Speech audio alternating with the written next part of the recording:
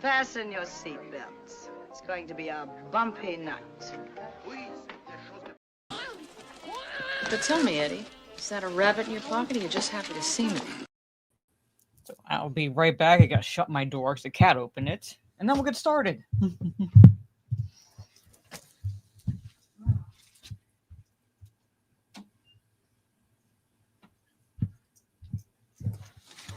So, sorry about that, ladies and gentlemen.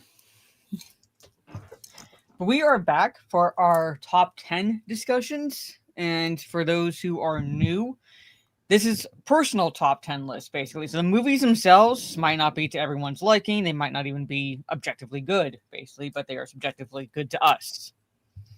So, but before I say hello to the chat and we get started on our personal top 10 lists of movies from 2005, Steve, let everybody know where they can find you and all that fun stuff. Well, probably not on YouTube until next year. So, January. That's where they can find me. All right. And obviously, you can find me here. I will eventually get back into doing gaming streams. It's just, like I said, it's been difficult. Really, time and energy. I think Trey would like the D&D story on a gaming stream soon. Yeah. If I could do a gaming stream. Hopefully next week. Because not tomorrow, but Friday I'm doing the reading stream instead of tomorrow. So I have to get up early Friday morning. So I'm just going to relax tomorrow evening. Saturday is wrestling Saturday Night Main Event. Sunday is Talk Nerdy to Us, which should be on my channel. And those of you who watch Talk Nerdy to Us and watch My Nerdy Home on whatever stream she does, remind her that it's on my channel this coming Sunday. So hopefully I'll be back Monday. But anyway, but before, but that aside, we are talking our personal top 10 lists of films from 2005. Spoiler, no Star Wars or Harry Potter movie made my list. So, just a little spoiler. But anyway, from the top, I see Anthony. Hello. Trey, what is up? Mike Hill, good to see you. Gravy D. I did not ever watch Brokeback Mountain. I have seen Sisterhood of the Traveling Pants. I've also read the book. But those did not make my list. Phil, hello. I know, did not make my list. So, let's see. Message for 4 months. Thank you so much. Yeah, I can't believe it's been 4 years already. Yep, I cannot believe 4 years. That is insane. Jaluk, hello. And that is it for everyone. Anyway, so what we do, and I still make Sieg do this because you never know. He rolls a d20, and I guess the range that the die is going to... I know why you do it, though, because you're a sadistic bitch. Yes, I am. I make him do it. One, I'm sadistic, and two, there's always the chance that I guess wrong. Yeah, it's actually 50-50. Mm-hmm. But, yeah. Well, do you want 1 to 10 or 11 to 20? 11 to 20. 11 to 20. 16. I have no luck when it comes to like the lottery or anything, but I can somehow guess 50-50 shots every time. Anyway. It's the opposite in D&D if you're attacked by a monster or an animal. Because then I keep rolling sky high. I think didn't you get swallowed by a giant toad twice? Yeah, twice. Yep, got swallowed by a giant toad twice. I nearly died to those. It was the scenario with the like giant alligators or crocodiles with the swamp people. I nearly died there. I nearly died to the That was the old lady kept hitting and kept hitting. I know, but it's a scenario with animals, basically. So I nearly died in that scenario. The Jersey Devil nearly died to that. So yeah. Well, to be fair, that was the Jersey Devil and Teresa because she shot you. Yeah, pretty much. So probably would not have nearly died if I hadn't gotten shot by my own partner. Anyway, my number 10 is actually a South Korean film that was released in 2003, but it did not get like worldwide release until 2005, basically. So I didn't, so technically it still counts as a 2005 film. I actually didn't add it because I saw it was 2003. Old Boy? Yeah. Yeah, but like it didn't, like I counted it because it did, like, it didn't get like, more worldwide release until 2005. So technically, yeah, it is a 2003 film. Well, in that case, I'm switching my 10 to Old Boy as well. Okay. Because I thought it was, I was like, shit, that was 2003. I missed it. Yeah, it's either, basically, but when I look on Wikipedia, it has it for 2005, and that's because Wikipedia goes off of, like, American, like, Western releases. So technically, the movie is in South Korea was 2003, but got worldwide release a couple of years later, like distribution, basically. So, Old Boy. All right, one word actually, Old Boy, and I'll just go a little bit into it, and Stig will go a little bit into it because no, you can go ahead. Well, I can't say too much because there is a twist to it. Yeah, it's messed up. The movie itself is messed up. Oh, it's fucking evil. Yeah, and there's a twist to it, but it's really good. It's really good. I don't want to say the twist. I don't want to spoil anything. But basically, the gist of the plot is this man is captured, like, held, kind of kidnapped, basically. Not for ransom or anything, but, held hostage for 15 years and then released, basically. Like, this is a summary of the plot, basically. And then he's released. And he kind of falls into this conspiracy of sorts. Because he's the man who kidnapped him says that if you can learn the reason why I did it, if you can learn all this, basically, in 5 days, he's given a time limit of 5 days to find out everything. Otherwise, the perpetrator will kill himself, and thus the truth will basically die with the man who orchestrated all this. And this man will never know what happens, basically. So it's like basically a kind of like a little, it kind of turns into it's like a mystery, kind of turns into a thriller of sorts. While this man is trying to figure out why he was held hostage and what's going on. That's all I'm going to say. Because basically, like I said, there are revelations in this movie that are pretty fucking fucked up. Yeah. So if you've not seen it, I don't want to spoil anything. Basically, the plot is a 10 out of 10. Yeah. But can't say anything because it's, it's kind of like, the Sixth Sense. You can only spoil it once, Yeah, it's one of those where it's like you watch it once, then you get the twist, basically. I think Old Boy it's Old Boy, basically. It's one word, Soul Assassin, South Korean film technically from 2003. It was released in Korea in 2003, but didn't get worldwide release until closer to 2005 or sometime in 2005. So, but it's like one of those, like, even when you know the twist, the movie itself is still really good. So I think it has a bit more rewatchability than Sixth Sense. So yeah, because the twist happens more towards the end, whereas Sixth Sense is once you get the twist, the entire movie is like, oh well, I know what's going on. So yeah, I think they did a U.S. remake, but I'm like, what I have on the list is the Korean version, which is typically the original version is typically the best, the better of the two. But yeah, Old Boy. So if you have not seen it, ironically, both the Korean version and the U.S. version are foreign movies for me. Mm-hmm. Pretty much. Yeah. So, but I don't know if you want to add anything because, like I said, I can't say too much, and I don't think many people are going to know the actors. They're Korean actors, so it's not like there's any really trivia for them. Basically, World of Worlds, Unleashed, in the chat, basically. So yeah. Yeah, I'd say watch the original, not the remake. Mm-hmm. Yeah, watch the original. Anyway, yeah. So, but anyway, that's my number 10, and Steve's number 10. So number 9, Steve starts this. Yeah. Well, it's kind of a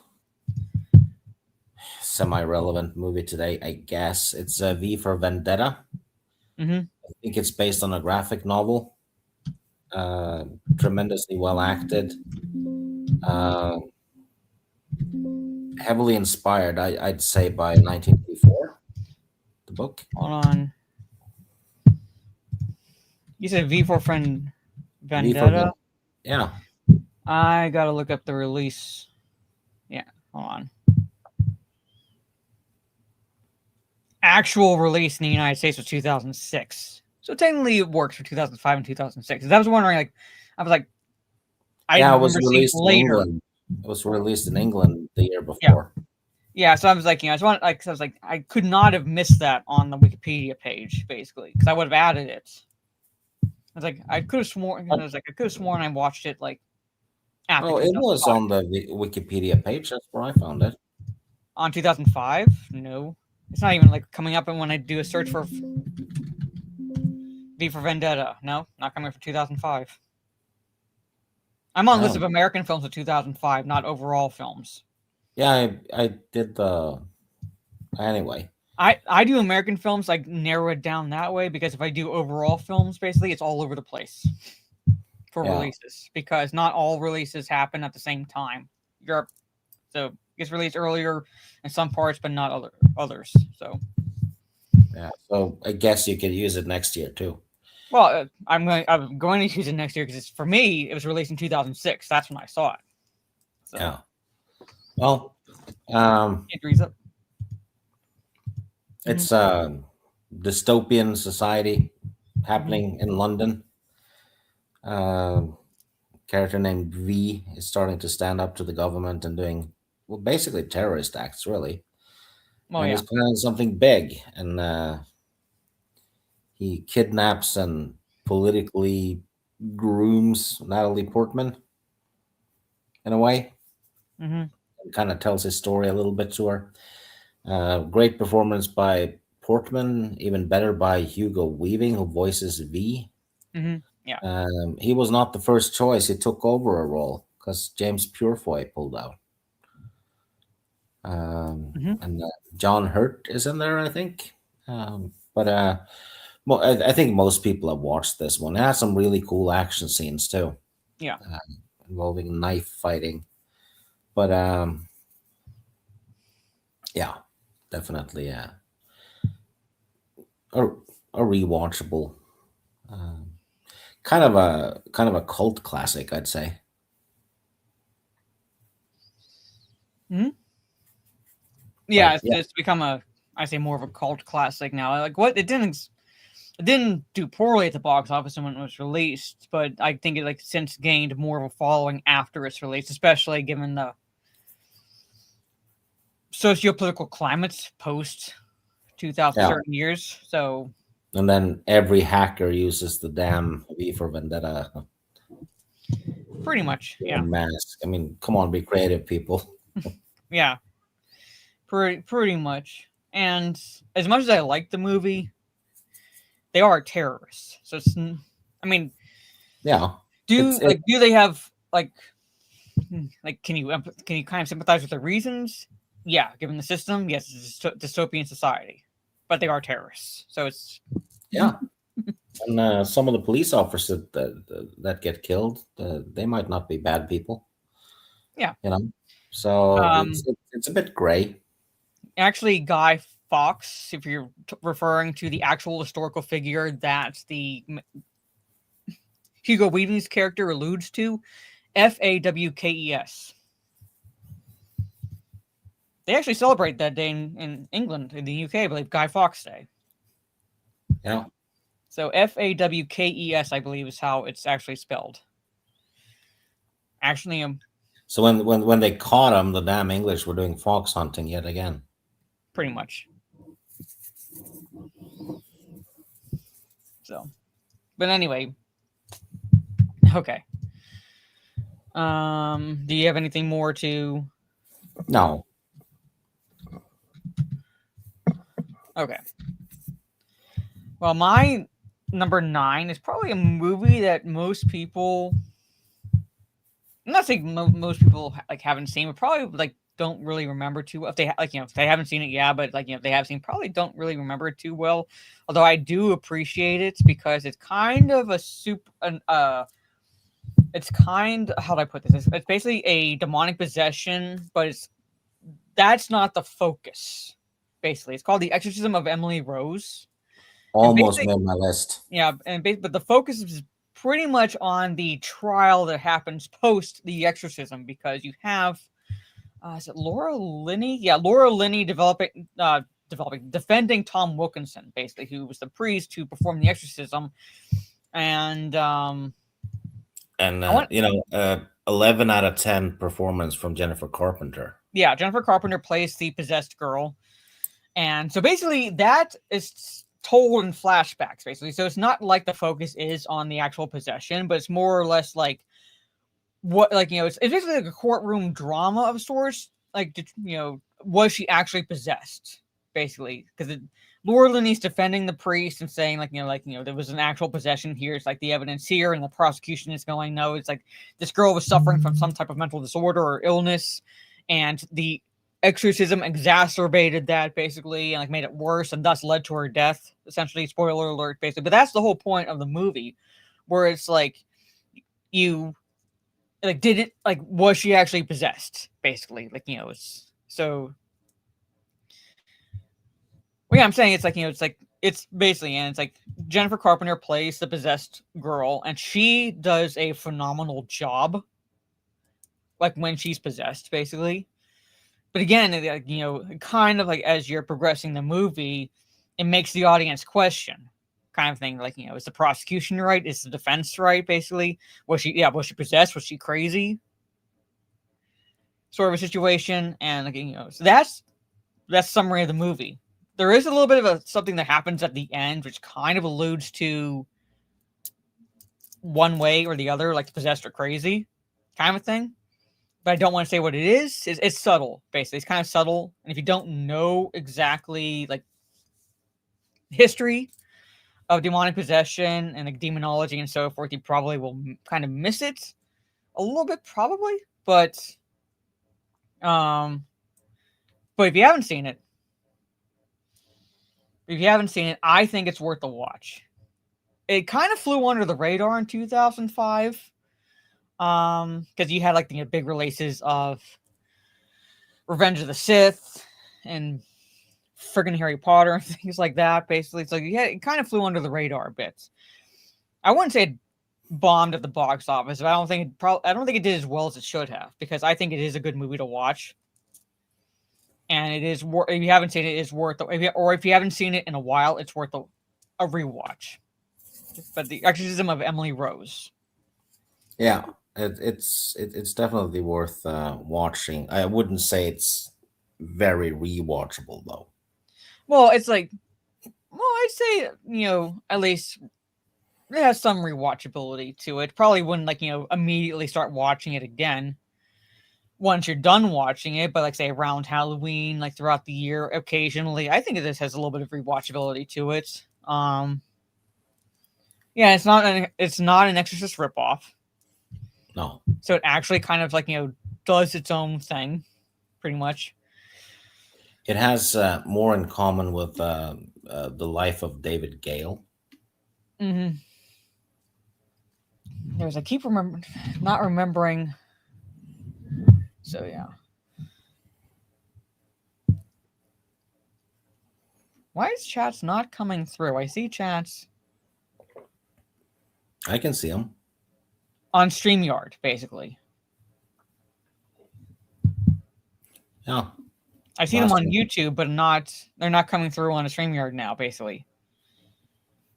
Oh, it's not. Last thing I see is this. Yeah, that's the last one I'm seeing too. Yeah, but I look over on the YouTube side, I see Batman Begins, Anthony saying I saw it. Trey saying it's not an Exorcist ripoff. Ms. Marmuse is saying they had a budget of $19 million, which shows you do not have to have a huge budget, especially for horror movies. You just have to get the atmosphere and acting right. Yep. Made $145 million, so I think StreamYard is minging. So I see it over on the YouTube side, so I might have to kind of look over there occasionally so I don't miss anything. Yeah, so the chat is stuck on StreamYard. Yeah, it's moving on YouTube, but it's stuck on StreamYard. It's because Gravy D said Fox with FOX. Yeah, I blame him. He purposely misspelled Guy Fawkes' last name. Nobody else has done anything. Yeah. So. But anyway. So, but that's my number 9, The Exorcism of Emily Rose. So if you have not seen it or haven't watched it in a while, give it another rewatch. I see Ms. Marmuse says that she watches it every October because it is a horror movie, but it's more of like the mystery side to it and a kind of a courtroom drama to it. So.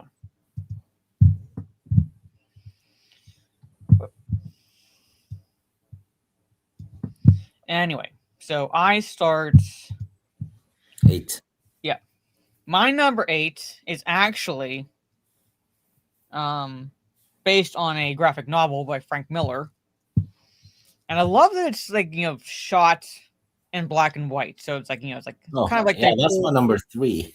Well, I won't say too much, but because the plot itself is not exactly a linear plot because it's different stories. They're tied together, but it's not exactly one story, and that's Sin City.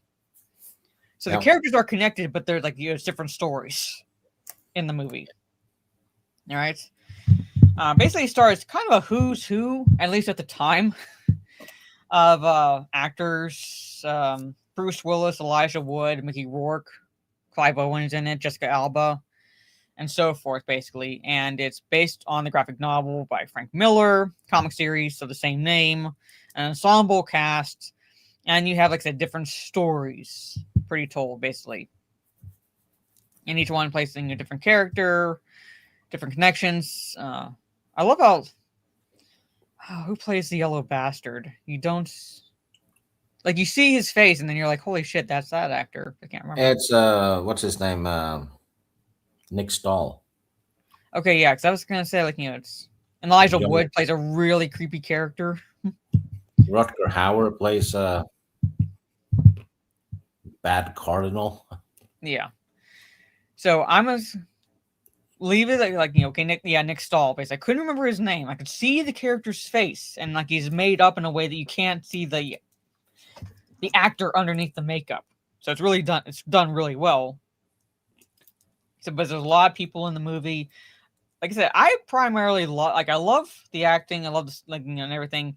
But I primarily I added it to the list because I liked the fact that they did the whole black and white. There's periodic color in certain aspects, like women's lip color to stand out, and so forth. So so basically is a focus against the black and white. And now the chat's coming through. Yeah, their work. So.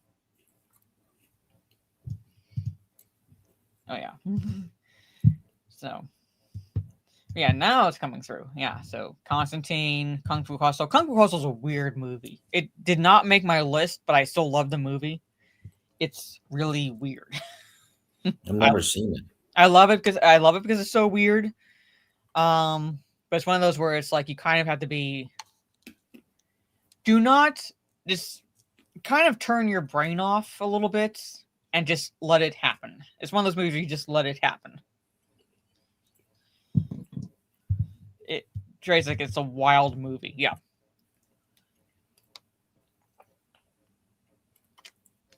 I think at some point I did watch the director's cut Gravy, but I can't remember.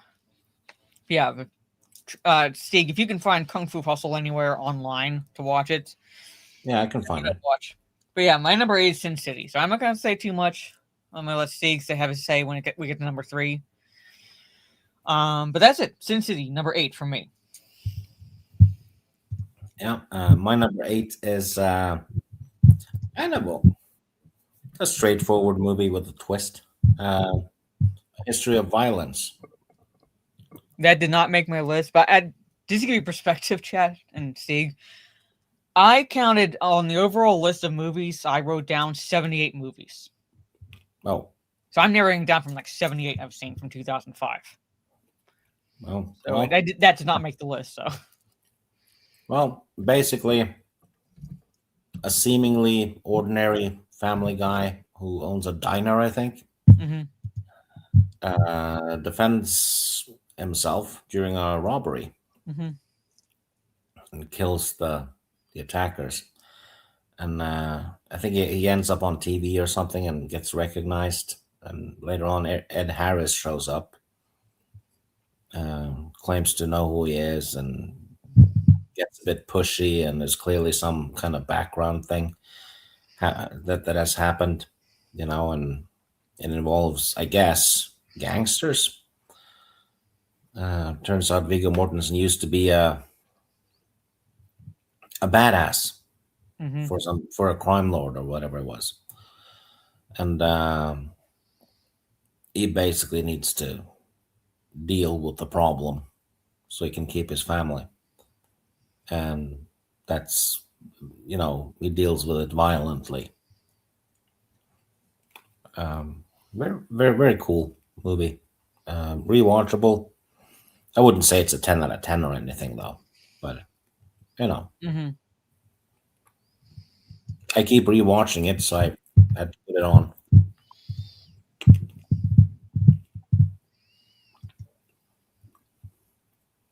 But yeah. It's one of those movies where it's like, it's good, but I kind of have to be in a certain mood to watch it. Yeah, and it's also not a long movie, which is also good, because I think movies tend to be too long now. Yeah, a bit bloated. I mean, if it makes sense for a movie to be long because there's like, say it's based on something and the plot of whatever adaptation it is intricate. Okay. Yeah. But when you have like a movie like Five Nights at Freddy's 2. I haven't seen it yet, so I'm going to watch it this weekend, basically, or plan to watch it this weekend. That movie is like over an hour and 40 minutes long. Yeah. Like, what could you possibly tell that would go like have it last almost 2 hours? Yeah, it's maybe cutting has become a lost art. Maybe. Yeah, Sisu 2 was like only an hour and 20 minutes long. It's like that. Because it went in, told the story it needed to tell, and was done. Yeah. Sometimes you don't. I mean, a lot of action movies and stuff don't need to be 2.5 hours long. No, definitely don't. And hell, every time you watch a Kevin Costner movie, it's close to 3 hours. So imagine that guy telling a joke.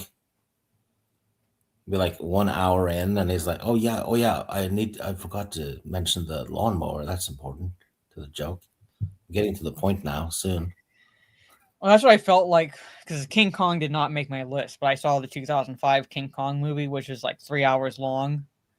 It was like an hour before they even left for the island, an hour on the friggin' island. Yeah. And then an hour back in New York. And when I got to the end of the movie, I was like, look, I know what the ending's going to be. All right. As sad as I'll be, and I'm looking at Kong, could you fall off the building now and take the blonde woman with you? Yeah, and it's like, how many creatures can they be chased by? Yeah.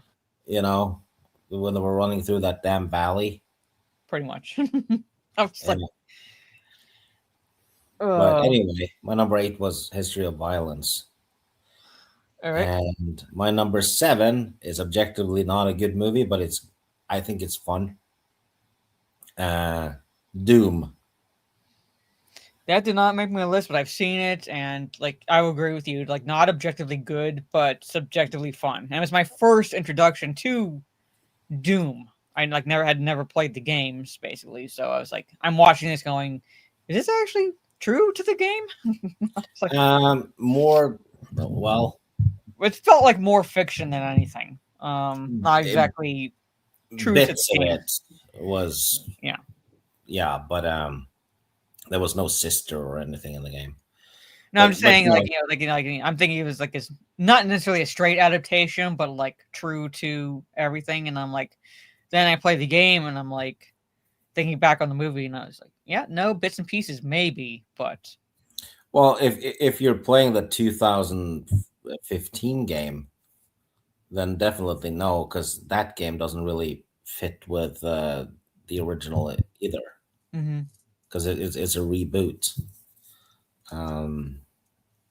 The sorry, the real ones are Doom 1 and 2 from the 90s, but there's not much story. I mean, you beat an episode and then you get like a page of text, and that's it. You know, but anyway, Carl Urban is great in it. For some reason, they got Rosamund Pike in it. She's been in Doom, and The Rock is in it, playing the antagonist, or rather, he becomes an antagonist. Basically, shit happens on Mars. There's some old ruins up there, and they've started a teleporting device and all kinds of stuff. And stuff has happened to the scientists and the people that were working there, which is definitely, I'm not sure if, basically in the game, the soldiers get possessed, but there's no scientists around. There's demons, though, that come through the portal. So, but yeah, it's campy. It's like a kind of like a poor man's Aliens, really. Very campy. I remember that. Yeah, but if you haven't seen it and you just want to relax and just have fun, watch the director's cut. It's actually a bit better. So it's kind of like, and they did the first person shooter scene, which was awesome. You get to see it from Carl Urban's point of view, so you see the gun at the bottom of the screen, like in the game, walking around and shooting stuff, and that was great. That was like Soul Assassin says, it was a shout out to the fans. Yes, it was. I'm going to rewatch it. I haven't watched it in a while, but I just remember thinking that it's like, it was kind of like dumb action fun. Yeah, absolutely it was. So it should have been, if they were to do it right, it should have been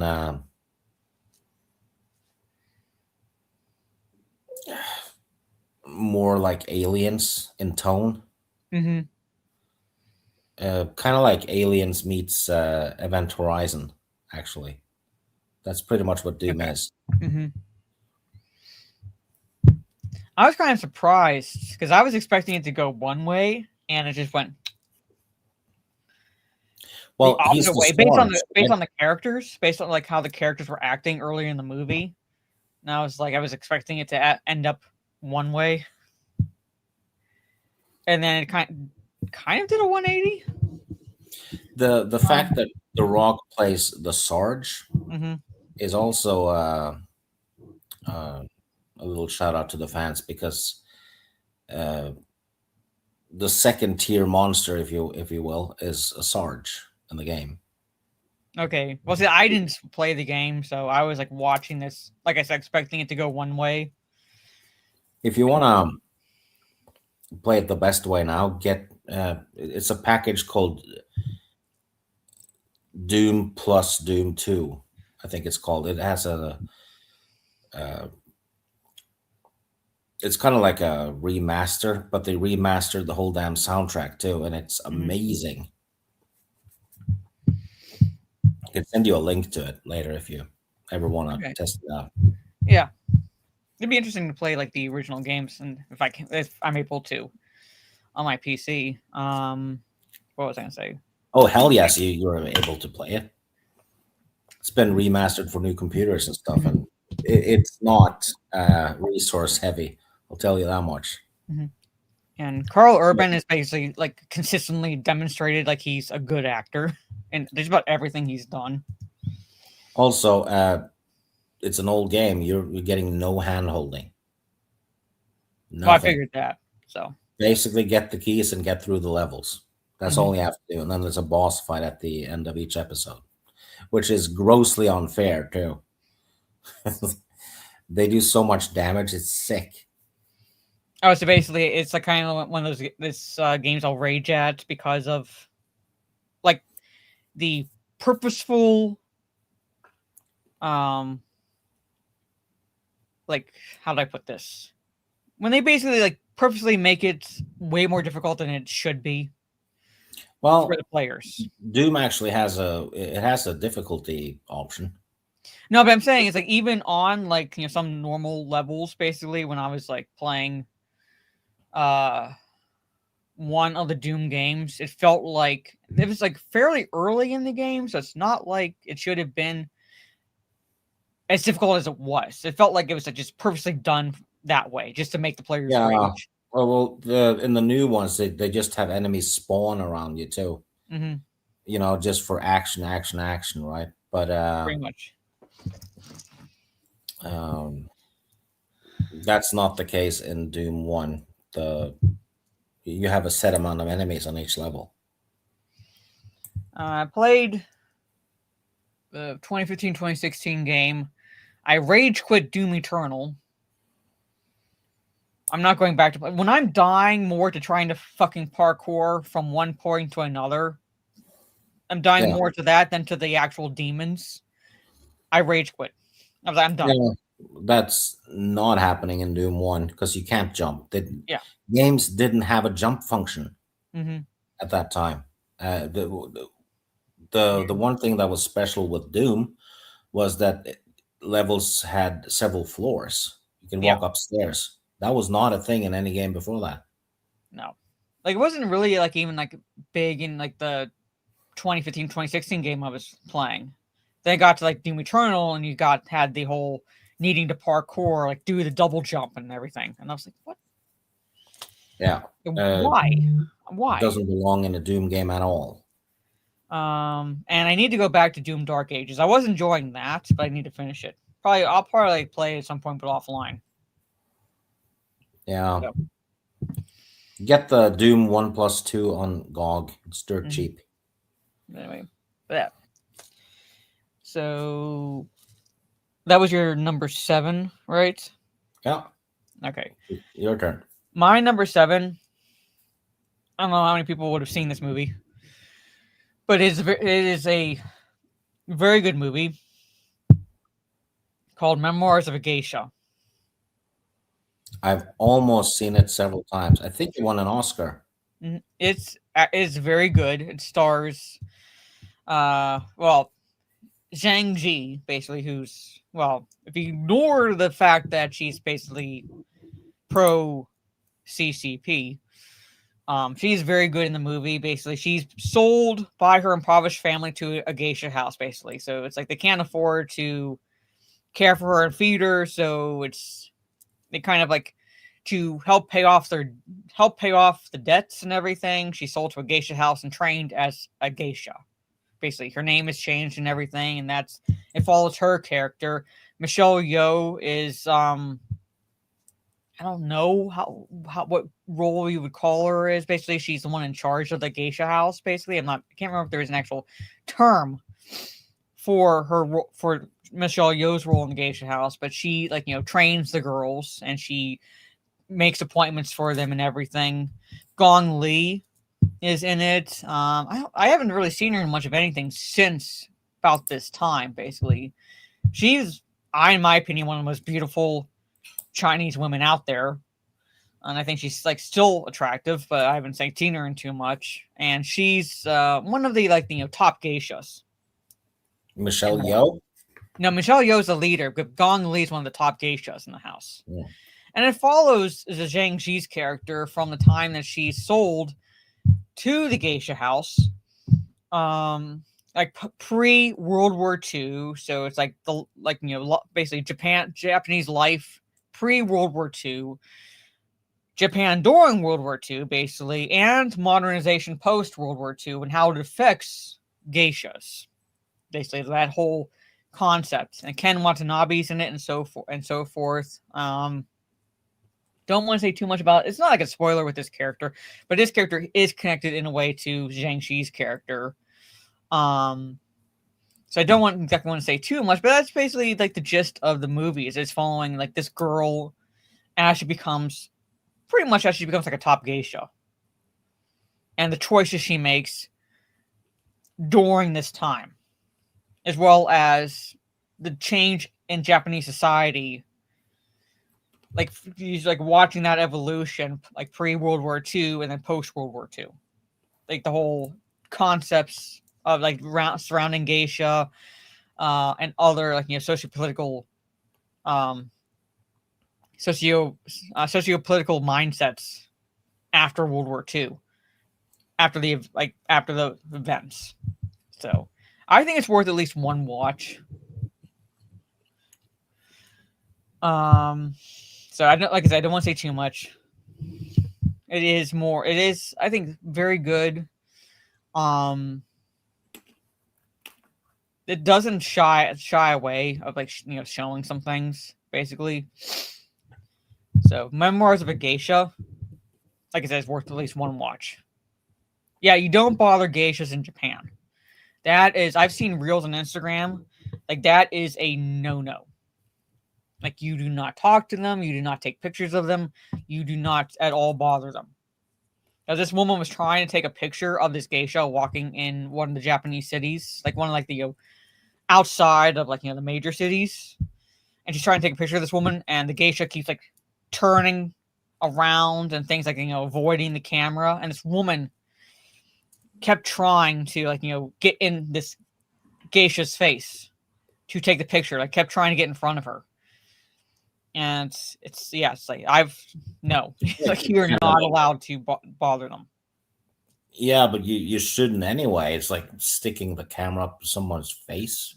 I know. It's like it's kind of like, I don't like the fact that there's stereotypes when it comes to like Western tourists, basically, because I know I'm not like that when it comes to traveling. I understand I'm in a different country, and like what's considered okay in my country is like might be frowned upon in another country, and I observe the etiquettes of the country I'm in and so forth.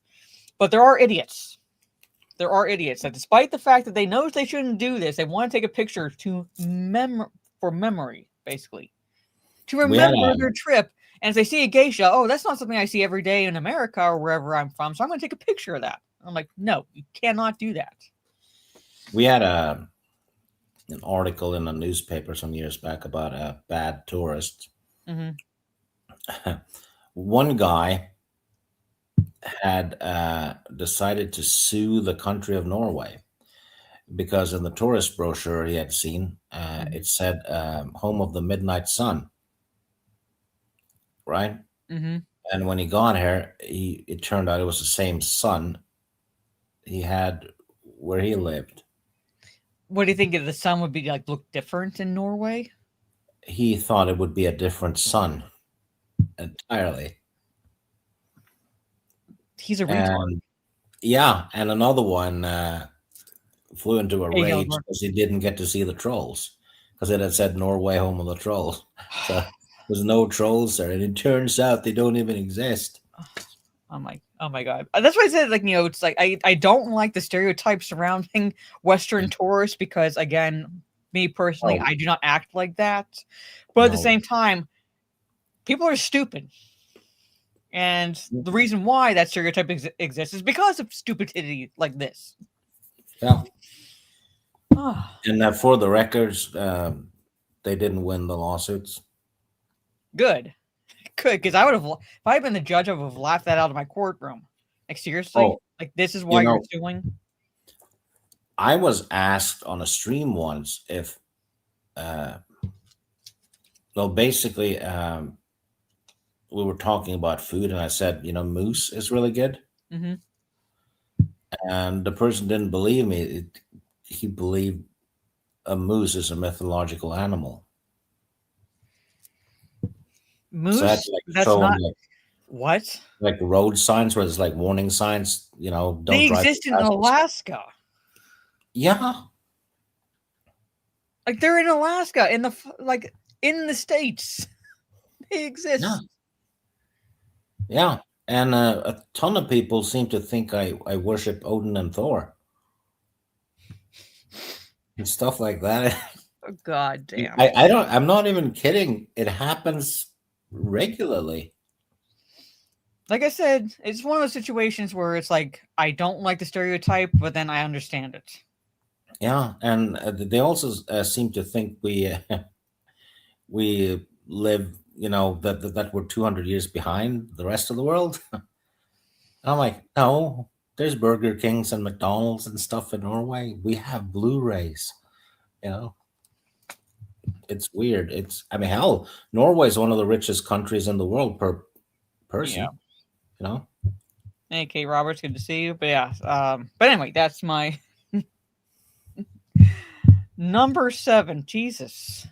I need to tell you stories after the next D&D session or something. Mm-hmm. There's quite a few. All right. Okay, number 6. It's your turn. Yeah, I'm just fathoming that. Anyway, my number 6 is a comedy with Steve Carell. It's Judd Apatow. I think Judd Apatow, for like most part, personally, is an idiot, but he does do good movies now and then, and this is one of them. Basically, starring Steve Carell. Also, one of the few movies I can like stand Seth Rogen in, mainly because I think Seth Rogen, when he's part of an ensemble cast and he's not the focus, he's fine. When I actually like him more than Steve Carell. Yeah, I'm saying, but when he is the focus, no, he's annoying. And this is one of those occasions where it's like, when he's not a leading man, basically, he's not the leading man in Texas Soul Assassin, like he's fine. Paul Rudd and so forth, 40-year-old virgin. I can't speak. 40-year-old virgin, basically. And Steve Carell plays literally the 40-year-old who reveals to his friends that he's still a virgin, basically. And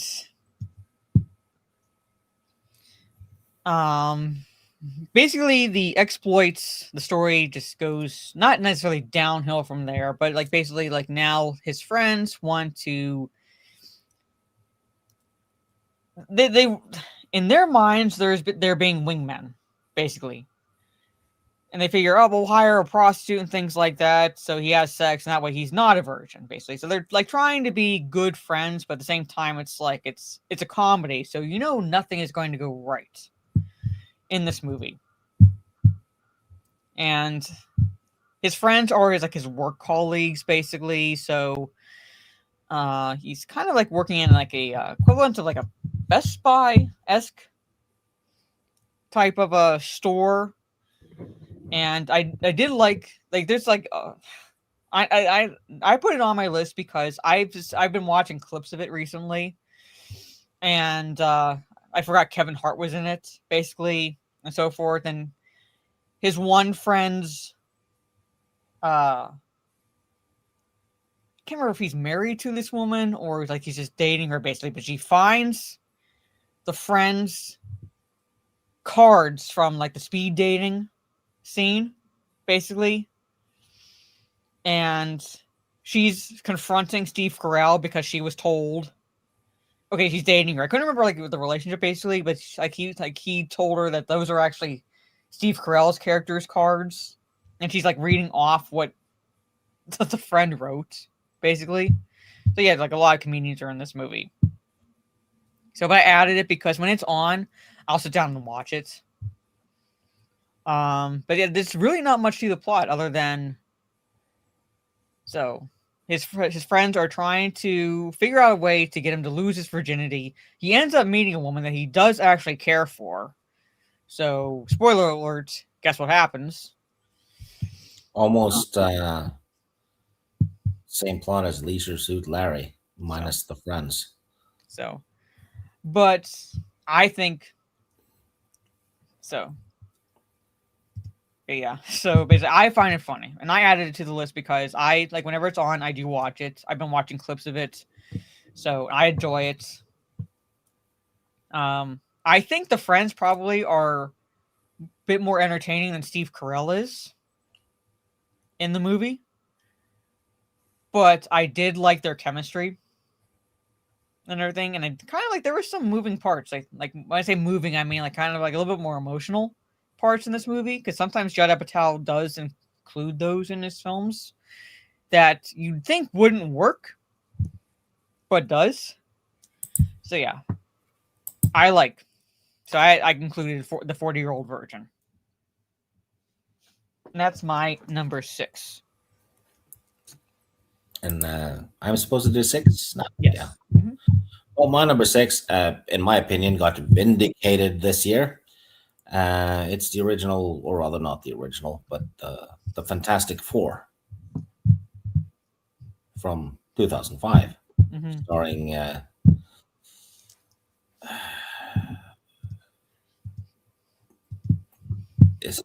how do you pronounce it? Joan Griffith.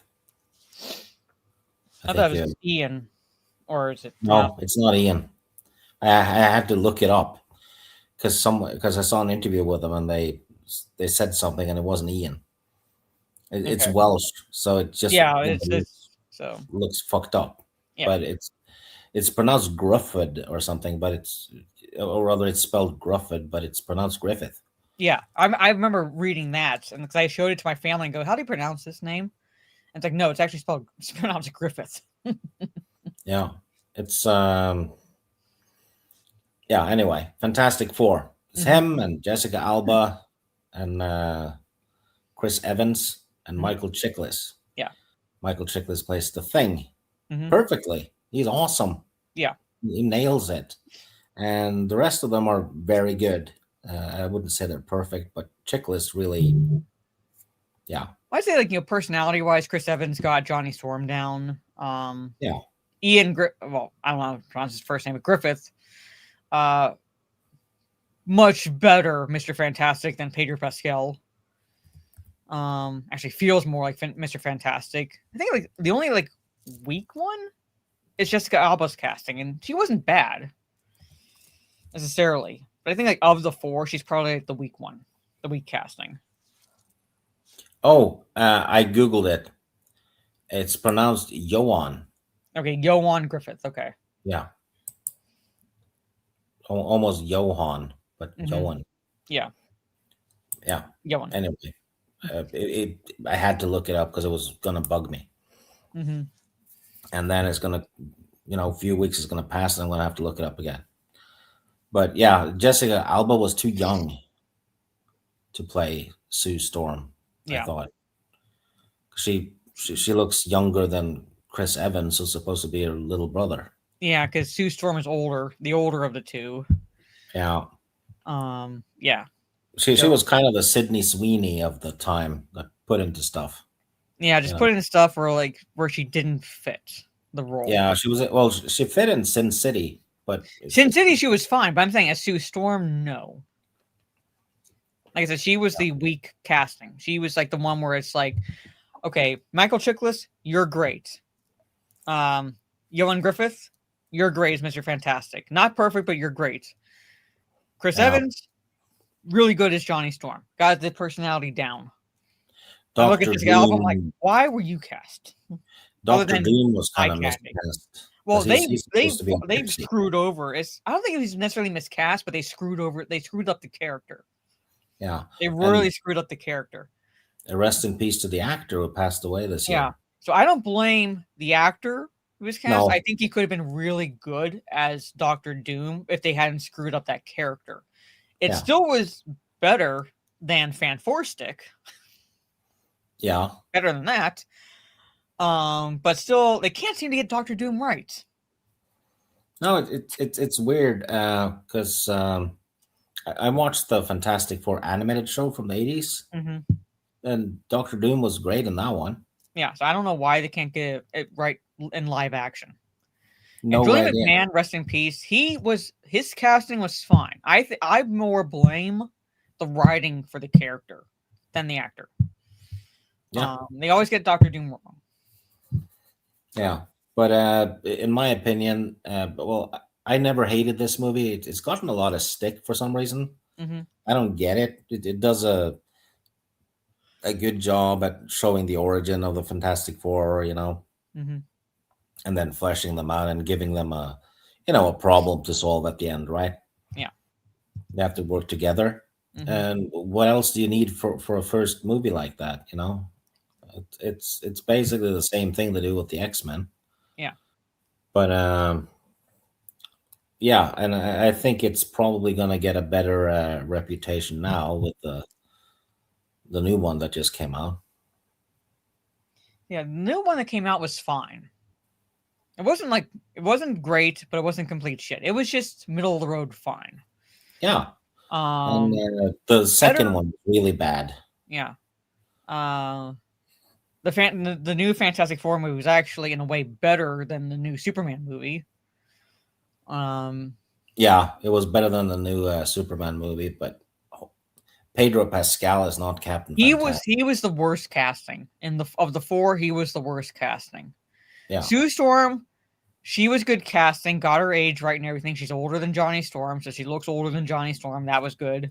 Johnny Storm, I like that actor. Because I first saw him as Eddie in Stranger Things. I think he's a really good actor when he's given good direction and everything. He is, and he wasn't a male feminist like they were portraying him in interviews. So he was actually Johnny Storm, which I appreciated. I think he could have been a bit more like Chris Evans' take on Johnny Storm. Chris Evans felt more like Johnny Storm and how he portrayed the character in the 2005 film than Joseph Quinn did. But overall, Joseph Quinn was a good Johnny Storm. Yeah, he needed more energy. He was a little too toned down. He didn't need more energy because he's the Human Torch. He's literally the fire in the group. Yeah. And then the actor, I can't remember the actor's name who plays the Thing, but he was good. He was good as well. But again, yeah, worst casting was Pedro Pascal because every expression on his face was like he was trying to remember where he left his keys. Yeah, that's what it reminded me of. Like, when you look on you get on your face when you're about ready to leave the house, and I'm like, where did I leave my keys? That's the look on his face. He actually isn't even that good of an actor. He just tends to get really juicy roles. Yeah. So, but no, yeah, he was. But yeah, that's my opinion. That's my opinion. So the the new Fantastic Four movie was fine. They at least got Galactus, I think, overall right. Don't know why they gender swapped the Silver Surfer when she had no real connection to Sue Storm at all, other than the fact that they were both mothers. Well, they wanted to establish a female Silver Surfer. Pretty much. But anyway. So, that's my thought. Okay, back to the 2005 Fantastic Four. Yeah, anyway, well, that was it, really. There's not too much to say about it. No. Rewatchable, the second one isn't. Yeah, no. But, no. A lot of those outside the MCU superhero movies from the 2000s are actually very rewatchable. Yeah, because they felt like different movies. When you go into the current, especially the current slate of the MCU post Guardians of the Galaxy, it's the same beat in each movie. Yeah, same beat. Like you could just change characters, tweak some things, and it's like the same movie. Well, if you look at Iron Man, Thor, Black Panther, and Captain Marvel, the first one is the same. It's the hero gets betrayed by someone he trusts, and then goes on some kind of self-discovery exile thing, and comes back and sets things right, having improved. It's the same thing. So, but yeah, but I'm saying in terms of how the beats of the movie, basically, definitely post Guardians of the Galaxy. It's like emotional moment, cut it with a joke. Emotional moment, cut it with a joke. Yeah. Literally, Ant-Man Ant-Man. I did enjoy Ant-Man for the most part, but if you actually really think about the beats of Ant-Man and compare it to the beats of Iron Man, it's almost like the same. Yeah, and they just sprinkle in the same type of humor everywhere, so it's almost like all the same characters, all the characters have the same type of humor, almost, with the exception of Guardians of the Galaxy, where there's actually diverse humor, but it's just it's almost like ADD on screen. It's just oh yeah, there's been like 3 minutes of talking. I'll toss in a joke. Yeah, pretty much. Pretty much. But anyway, that was my number 6. All right. And my number 5 is this is again the director's cut that I'm going with, which is way better than the cinematic release, and it's Kingdom of Heaven.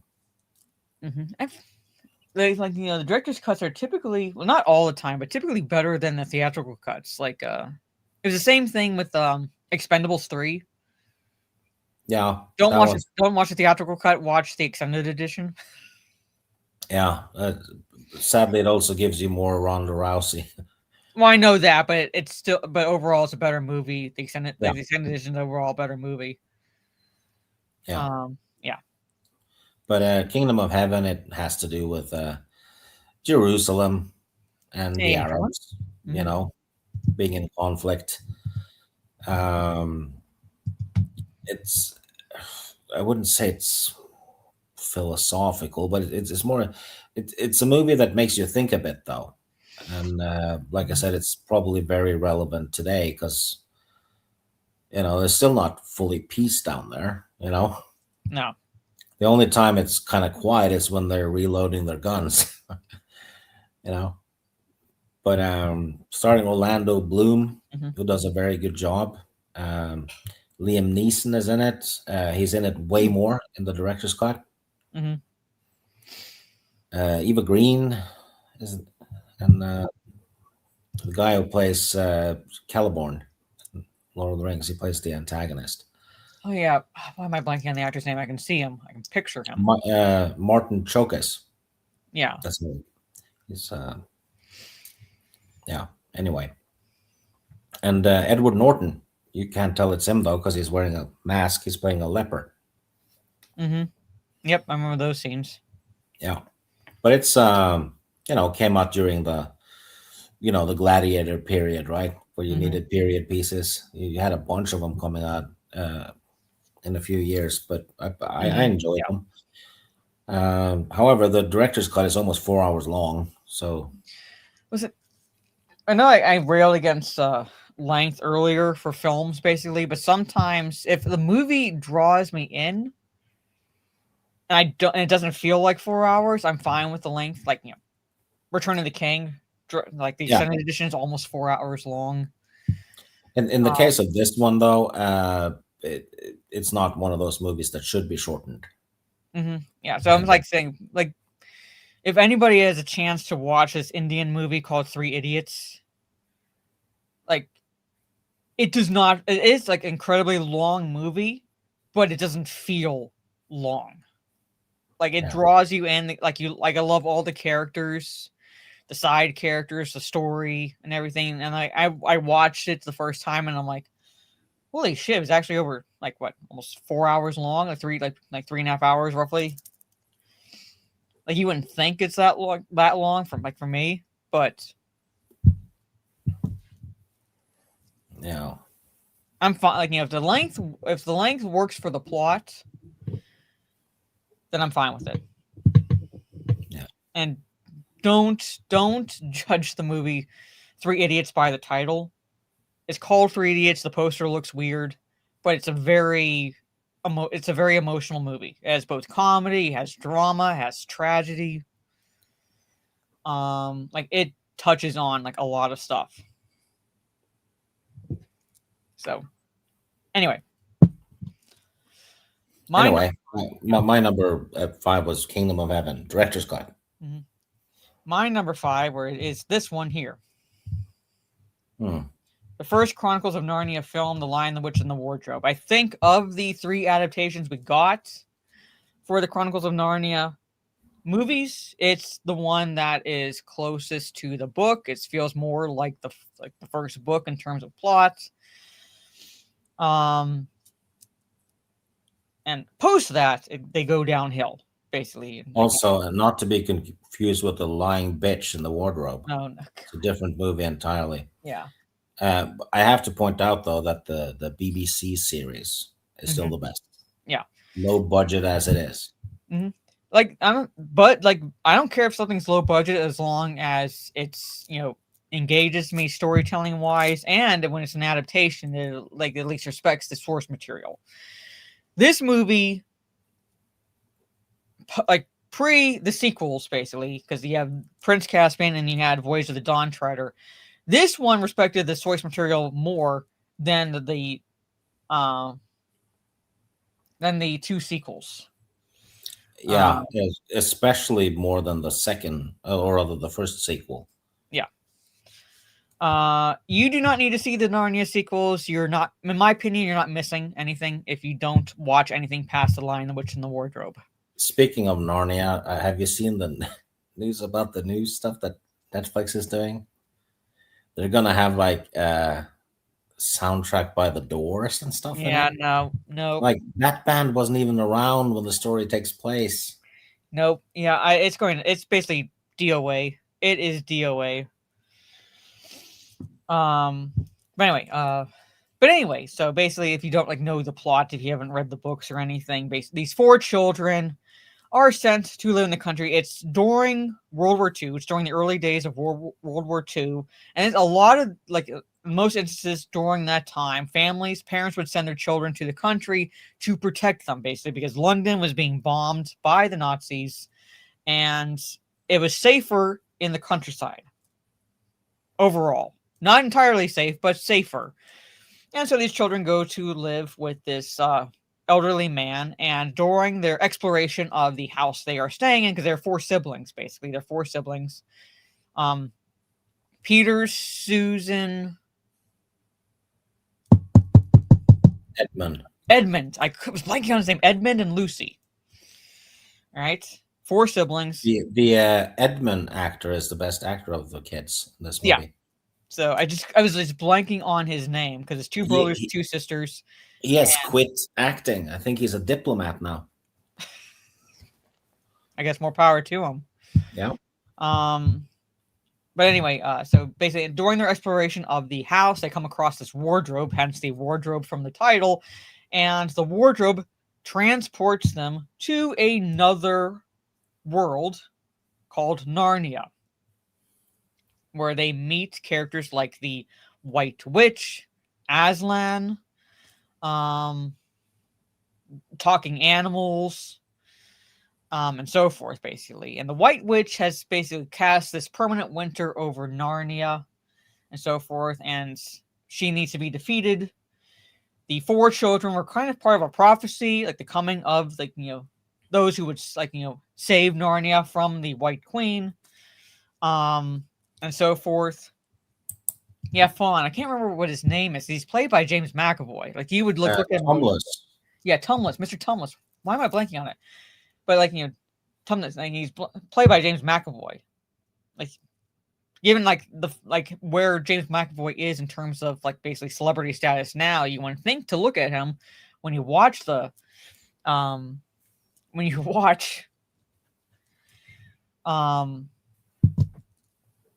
movie. But he's the first character I think that Lucy encounters, basically. So he becomes her friend, but he's kind of a little bit shady. I'm not going to say why, but he's a little bit shady. But he's not bad. He's not a bad character. So, and basically it's the children becoming kind of what the prophecy says that they're going to become, basically.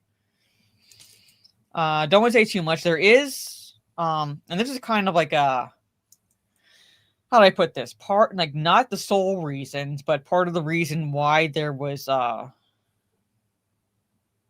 do I put this?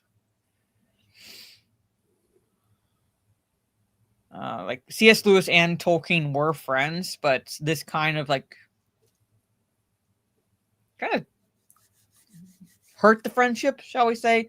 Not going into details because it's there's a very much Christian themes in the Narnia series. Oh yeah. I'm not saying that is a bad thing, but I'm saying it became more allegorical, and Tolkien despised allegory. So it's like Aslan is obviously a stand-in for, like, you watch the movie, you can tell what he's a stand-in for. The White Queen's a stand-in for something else, basically, and so forth. And the elements within the plot is very much like an allusion to the Christian religion, basically. Yeah. And Jesus comes back in the final battle as a warrior. Blah, blah, yeah. Blah. So I'm not saying that as a bad thing, but it did kind of tear their friendship apart. And it wasn't the only thing, basically, but it's like one of those things where it's like the Chronicles of Narnia is more overt in its Christian themes, whereas Lord of the Rings, The Hobbit and Lord of the Rings, were very subtle in its Christian themes. It's symbolism. Yeah. So, like I said, it's because of that, there's they kind of went their separate ways a little bit. But yeah, I bet you the Christian allegory is gonna be non-existent in the Netflix show. I would not be surprised. I'm not going to say definitely it will be non-existent, but I will not be surprised if it is non-existent. Just because of how overt it is. Like, there's no way you can read the books and watch the movies without seeing the Christian themes within Chronicles of Narnia. There's no way you can not notice it. Oh, I've had Turkish Delight. Yep, I've had Turkish Delight. And I know, that's Edmund has asked that, basically. So yeah, it's not subtle. It is not subtle. No. It's a bulldozer. Yeah. But I love the books. I'm not saying that's a negative when I say it's not subtle. I love the books. I love the Narnia series. And I love the Lord of the Rings. I can see the differences between the two, and I can appreciate the differences between the two. But so I had to add that because of the adaptations for the Narnia movies, it's the best one. And it's the only one I think that you really need to watch of the movie adaptations. After Lion, the Witch, and the Wardrobe, they go downhill. Yeah, the Lion, the Witch, and the Wardrobe functions perfectly as a standalone story. Yeah. You do not need to watch Prince Caspian or Voyage of the Dawn Treader. If you want to read the books, go ahead. I like the books. But you do not need to see the movie adaptations. So, anyway, that's my number 5. Chronicles of Narnia, The Lion, the Witch, and the Wardrobe. So, number 4 is a comedy. And it's one of my favorite Adam Sandler comedies. And I think better than the original. One of the few times when I will say that a remake is better than the original. And that is The Longest Yard. Never seen the original or the remake. It's on my list of stuff to watch, though. I'd watch both just so you can compare the two, because the original is more of a drama. It's more of a serious movie with comedic elements, whereas the remake with Adam Sandler is more of a comedy with dramatic elements. It's way different. They're way different in tone, basically. So it all depends on what you prefer. I prefer the Adam Sandler take because I feel that the plot works better as a comedy, because the plot is that there are football leagues within the prison system. Basically, the guards form football teams and they play against each other. And so the warden, having Paul Crewe, played by Adam Sandler in this case, basically in the prison, Paul Crewe, who's a former football player, has him form a prisoner team to play against the guards in an opening game. What he calls a tune-up game, basically, and so forth. The original I think had a lot of fluff. I actually kind of checked out while watching the original. Basically, I kind of got bored watching the original. Have you seen a movie called Victory? Describe the plot, because it's almost the same. It's World War II, and American or other prisoners of war have to play European football against German soldiers in a prison camp. It's got Michael Caine, Sylvester Stallone plays the goalkeeper. It's got a couple of actual, football stars from the time, Pele being one of them, and Max von Sydow is in it too. So kind of the same premise. Get to see Sylvester Stallone do, save penalties and shit in slow motion. Thank you for the $10 super chat. Albert, you can't talk about the best movies of 05 and leave Pirates XXX off the list. Well, you could, but it wouldn't be as much fun. And it's actually a well-made film and was shown in university's classes. Am I thinking XXX properly? It doesn't seem like that would be something shown in universities. If I'm reading XXX properly. But anyway, so yeah, Longest Yard. Like I said, for me, The Longest Yard. Okay, works better as a comedy. So basically, like the prisoners, like the tune-up game is established because, like Paul Crews says, that you run a game against a worse team to build the morale of like the other team, basically. So it's like basically kick the shit out of the other team, boost the morale, and you're ready to go for like the real games. However, the prisoners, well, they don't just basically take anything lying down. They actually do form a team. Like Kevin Nash is in it. Stone Cold Steve Austin is in it. Goldberg is in it. Kevin Nash and Steve Austin play guards, and Goldberg is one of the prisoners. You have Chris Rock in it. The Great Khali is in it. He's one of the prisoners, basically. So Terry Crews is in it. Nelly, I think, is in it as well. But there's like a not necessarily who's who cast, basically, but it's like you look at the actors going, oh, I know that actor, I know that person. And basically the premise is building the prisoners, building the team up for the game against the guards. So, and that's it. If you have a chance to watch both, Sieg, watch both. If anything, to compare the two and see which one you like better. Because I prefer the remake. Yeah. You might prefer the original. I don't know. I plan on watching a lot of comedies next year, so it'll definitely be watched fairly soon. All right, I'll look it up, Albert. Thank you. So when you get a chance, like I said, watch both. Normally, I would say I would just say watch the remake, but because they're tonally different, I'd say watch both. Because the first one has Burt Reynolds. He plays Paul Crewe character. And then the second one is Adam Sandler movie, so it's more of a comedy. Yeah. That's my number 4, The Longest Yard. Yeah. My number 4 is one of those wins for the fans. It's Serenity, the finale of a canceled TV show called Firefly. Yeah, which I've only seen a couple episodes of. I've never gotten to watching that series. Well, it only has like 8 or something. So yeah, no, I'm saying I never watched the episodes. I've seen like parts of like 1 or 2, so I know the gist, but I've never really watched it. Well, Serenity wraps it up. Basically, the fans threw a ruckus. I think they donated money and all kinds of stuff to at least get it finished. And I remember that when it happened. Yeah, so on that alone, it's kind of a good thing. But if you haven't seen it, I'm not gonna spoil it. But it has a conclusion, and has the same cast from the show, Nathan Fillion being the main guy. Mm-hmm. He based his performance on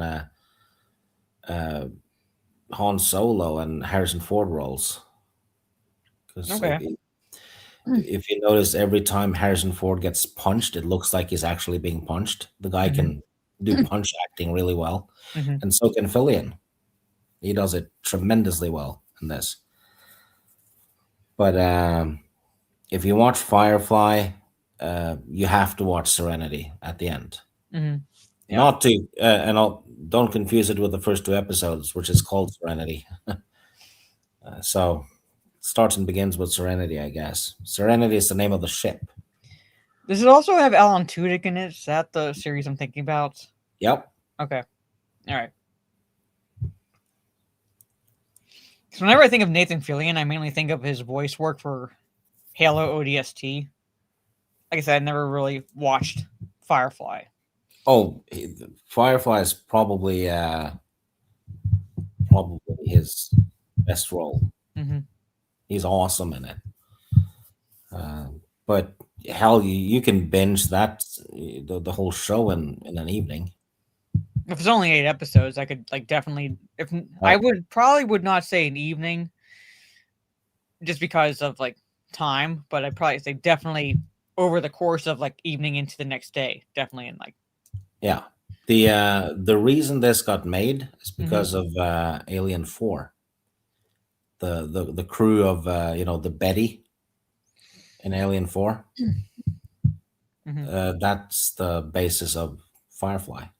That's how Joss Whedon got the idea, because he wrote the script for Alien 4. This is better than Alien 4, though, by miles. But anyway, Serenity is my number 4, and number 3 is Sin City, which we've talked about. But I'd like to add that this is another case of the setting being really important, because Sin City is basically the world the stories take place in, and that needs to be a character, right? It needs to be fleshed out and all that stuff, because it's the one character everyone else interacts with, right? So Sin City is it's like Gotham. If Gotham doesn't work, the Batman movie will suck, But yeah, Sin City is my number 3. Your turn. All right, not my number 3 is an anime, Studio Ghibli movie, which I will admit is influenced by opposition to the Iraq War. So there is a little bit of that undertone, but it's not overt. Basically, it's not like it beats you over the head with that as a message. It's more of influenced by Miyazaki's feelings towards when the United States entered Iraq in 2003, basically, and that is Howl's Moving Castle. Don't want to go too much into it because I don't know if how many people have seen Howl's Moving Castle. I don't know how many people have seen it, basically, but it was influenced by Miyazaki's opposition to at least the start of the Iraq War. So it does explore kind of anti-war themes, but in itself, it doesn't hit you over the head with that, basically, because there's plenty of movies and adaptations that are anti-war in their commentary without it being completely overt, basically. Hell, Lord of the Rings, you could argue, is anti-war as well, to some extent.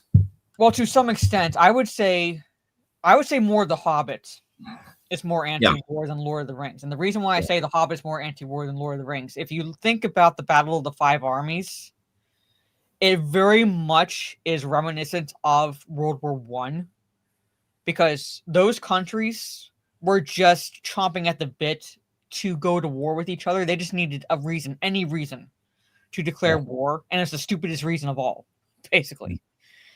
And basically, The Hobbit is what was the point? You have all these these different races fighting over this one mountain, and no one wins. Whereas Lord of the Rings, where it's yes, it is anti-war in a way, but it does have the theme of sometimes good men have to stand up against evil. So kind of a positive outlook to World War II versus World War I, basically. When I say positive, I mean more like in terms of theme, basically. Like sometimes good people have to stand up so evil doesn't prevail. But yeah, Howl's Moving Castle. So it was technically from was released in the film festival in 2004, then released in the States in 2005. Follows Sophie, who's the eldest of three sisters, and she's cursed by this witch who transforms her into this 90-year-old woman, because that's where it explores the theme of old age, basically. So there's a lot of elements of dealing with concept of at least the perception of age, basically, in terms of elderly and so forth. There are some feminist elements, but those in themselves aren't bad. It's not like feminism now that we see today, basically, because feminist in itself is not entirely bad. It's the third and fourth wave elements of feminism that have basically just killed any positivity that the feminist movement had at all when it goes back to the suffrage movement.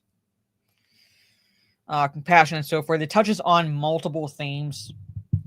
I don't want to go too much into details for the movie, because it does.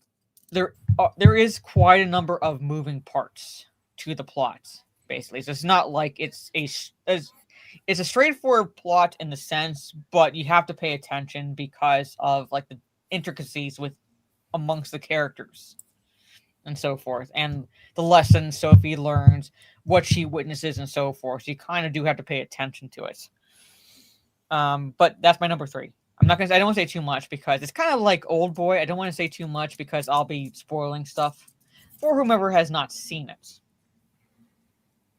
So, but Howl's Moving Castle is my number 3. Number 2. All right. I don't know how many people know this movie.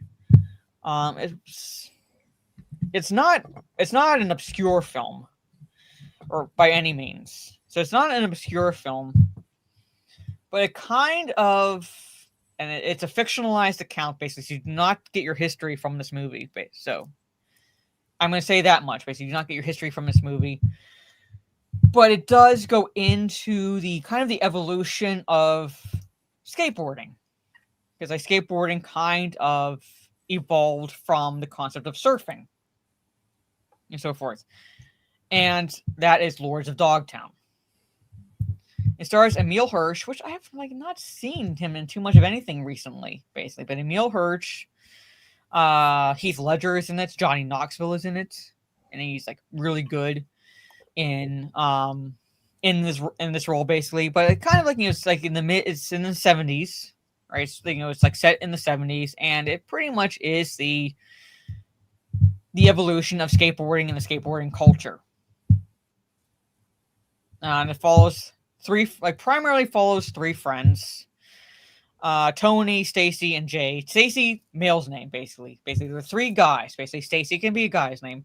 But Tony, Stacy, and Jay, as they're enjoying their surfing life and so forth, and then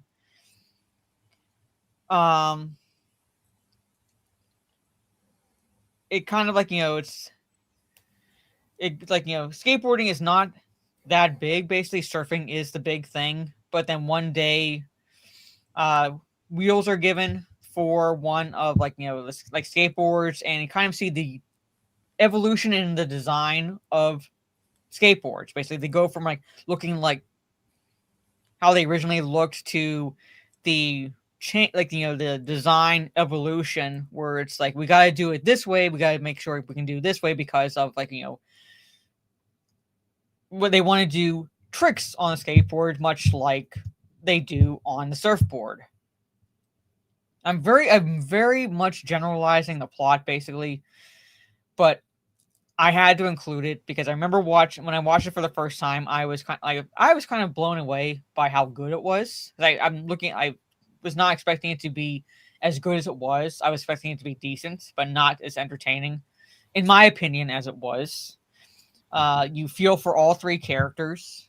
Like there's no one that's like is bad or anything like that. Like each actor brings a feel to the character he's portraying, so they feel different. I skateboarded when I was younger. So it was actually before Lords of Dogtown, but I used to skateboard. I didn't go do tricks or anything at a skate park, but I would skateboard around the neighborhood. I did have a skateboard. I've tried it once, mm-hmm. and I did it down a steep asphalt hill. Well, that was a mistake. If you're trying it, it is a mistake. The bruises weren't bruises; they were burns. Yeah, that's reasonable. It was like my whole lower arm was black. Yeah, almost like a skid mark. I think that's why when skateboarders go downhill, like on streets, they like, at least when I'm seeing them, they go on their backs on the skateboard and then jump up on the skateboard when they get to more level grounds. That's why Thrashing is a masterpiece. Yeah. Because Josh Brolin didn't need to do that.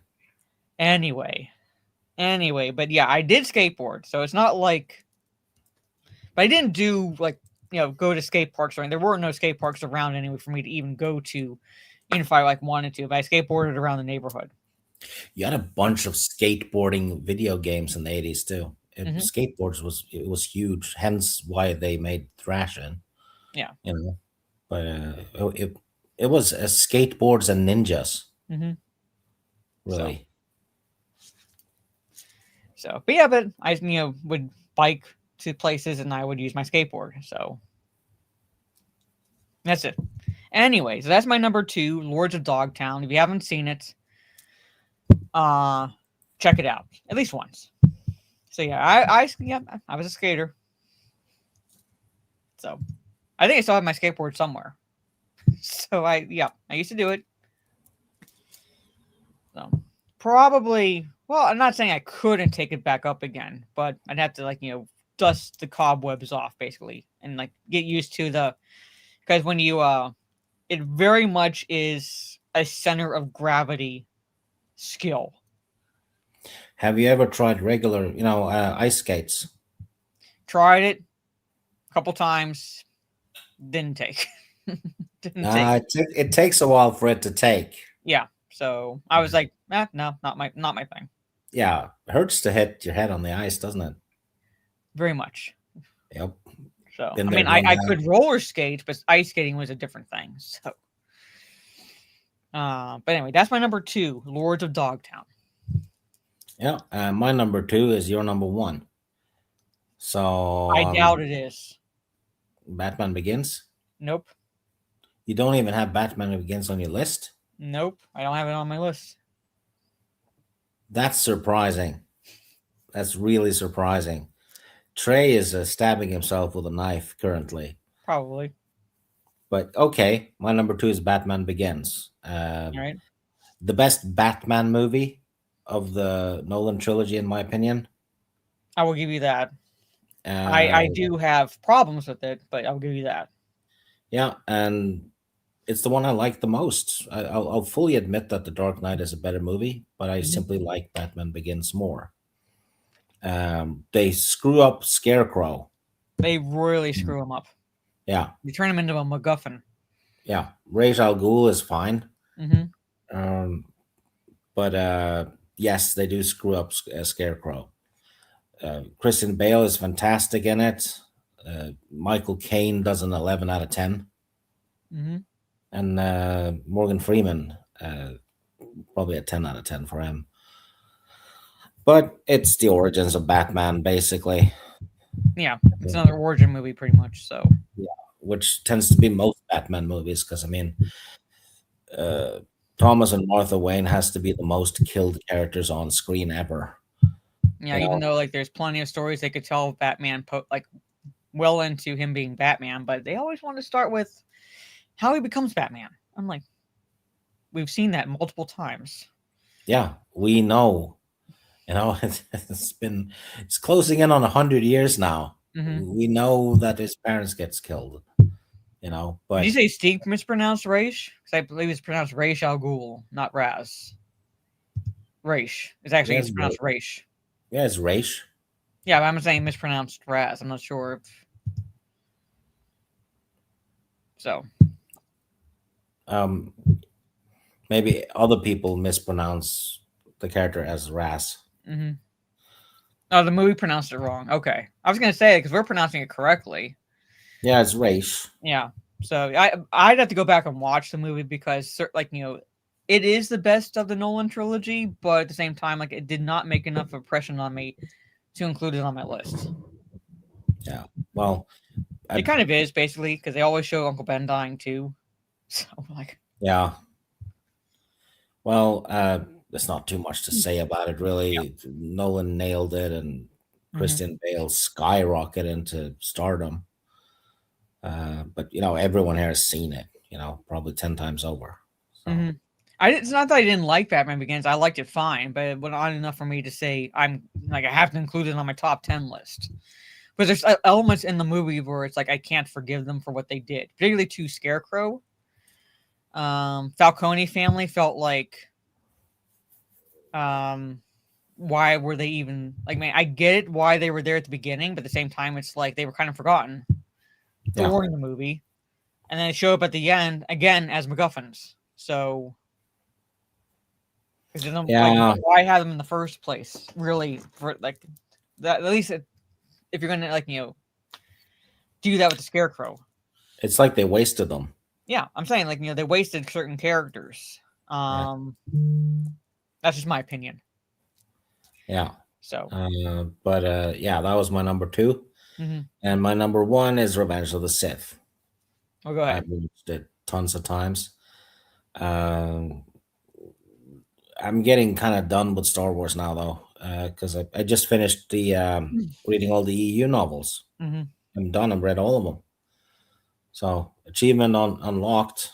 But Revenge of the Sith is probably the best of the prequels, which is not exactly saying a lot, but yeah, in my opinion. So it's it's the original trilogy is better than the prequel trilogy. But there's a lot of fun or interesting stuff in that time period, especially if you read the Republic comics. Just about 50 comics spanning all through the prequels, and ends with Revenge of the Sith. Peak Star Wars. But Revenge of the Sith, is it a perfect movie? No, it isn't. It's still an 8, I'd say, out of 10.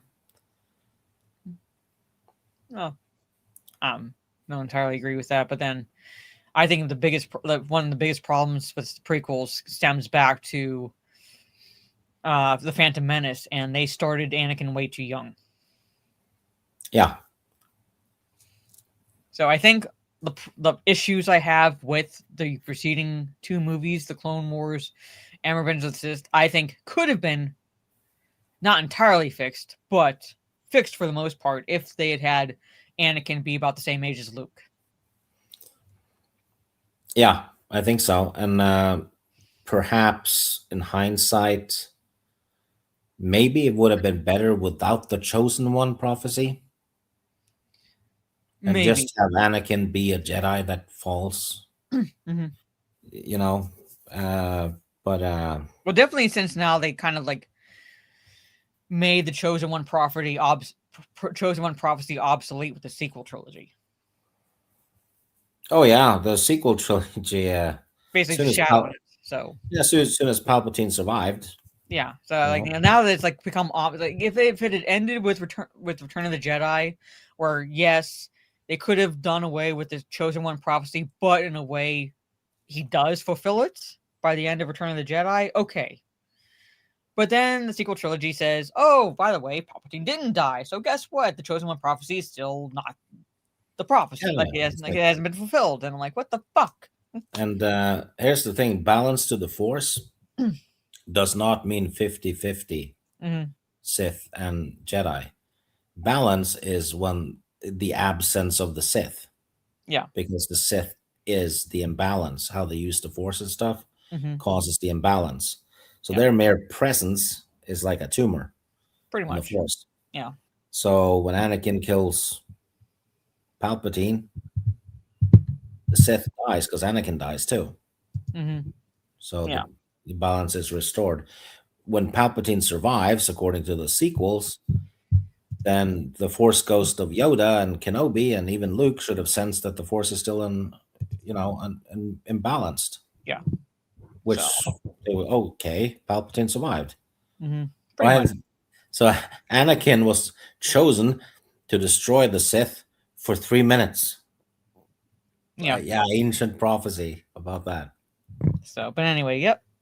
So I would say, like, I tell people, if you like it, fine. I'm not a fan of the prequel movies. I've checked out of Star Wars because of like all the shit that went down, not just with Disney and everything, but like, you know, posts with both sides of the fucking fandom. Well, hell, you got shat on for knowing the lore. Yeah, pretty much. And pointing out that like the Mandalorian was not as good as people thought it was. Just they're like, it feels like Star Wars, and like it shouldn't just feel like Star Wars. It should be Star Wars. And when I'm seeing a bunch of lore breaking in a show that's supposed to be good, it should be in continuity with what it feels like. It's not that hard. No. But it's but you know, I like a lot of franchises and stuff. Mm-hmm. So I'm good. But I think watching The Mandalorian or whatever people watch now, it's basically the line between nostalgia and necrophilia has been wiped away. Well, that's an image. Yeah, but it's accurate. I'm not saying it's not accurate. I'm just saying that's an image. Anyway. All right, my number one. Right?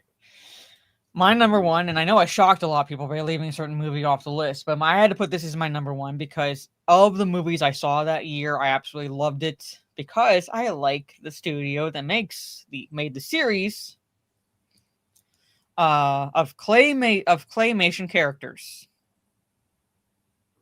Can anybody guess what it is? I know I've seen other people put it on, like, you know, yes, it's Wallace and Gromit and the Curse of the Were-Rabbits. I had to put it on the list, and I put it as my number one because I still love it, even to this day. It holds up. It has humor. I love Chicken Run too. Chicken Run was a bit later. Chicken Run was a bit later. But the reason why I had to put it at my number one because it has, like, you know, the story. The story works, and it has humor in it that is like, you know, that there's humor in it that kids can find funny, and there's humor in it that adults can find funny. It is like a beautiful mix of humor that everyone can enjoy. Kids might not get all the jokes that the adults will get, but once they get older, I'm pretty sure they'll get the jokes, basically. And like I said, like, that's what I love about Aardman Studios. They also, I mean, not necessarily in Curse of the Were-Rabbits, yeah, but and with Chicken Run, is there's also allusions to classic films, basically. So there's nods to other movies within these movies, and if you have, like, you know, I don't want to brag about my upbringing, basically, but when you've had the upbringing I've had, where you know the classic movies that the movie you're watching is alluding to, it makes it more enjoyable. For example, I don't know too many people who would know this, basically, but there's an allusion to a Jimmy Stewart movie in Curse of the Were-Rabbits because of the name of a store, of a shop. I don't think too many people know that, as that's an allusion to another movie.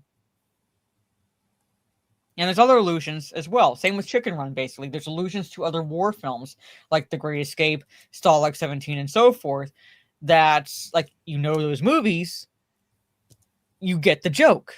Like, it's not exactly in your face. You'd have to know the movies to get the humor when it comes to the illusion, basically. And Phil says it, Harvey, basically. It's a Jimmy Stewart movie called Harvey. You wouldn't know it unless you've seen the movie, but there's like a shop in Curse of the Were-Rabbit that's called Harvey's. And there's a reason why it's called Harvey's. Because of the plot of the Jimmy Stewart movie Harvey. So, and I had to include my number one because I like the studio. All right, I like the studio. I don't like whoever asking about the sequel. I'm assuming you mean the sequel to The Wrong Trousers. I'm assuming you mean the sequel to The Wrong Trousers, and I think it was a decent sequel. Better than most sequels I've seen. I'd say there's some things in it where I'm like, if you think about it, it doesn't quite make sense, but it's not enough to detract from my overall enjoyment of it as like an overall movie. Like it still works within Aardman Studios. The actor who voiced Wallace, who died not that long ago, he was voicing Wallace into his 90s. Like he was still working into his 90s before he passed away. And I think the voice actor they got to replace him is doing a decent job in capturing the voice of Wallace. What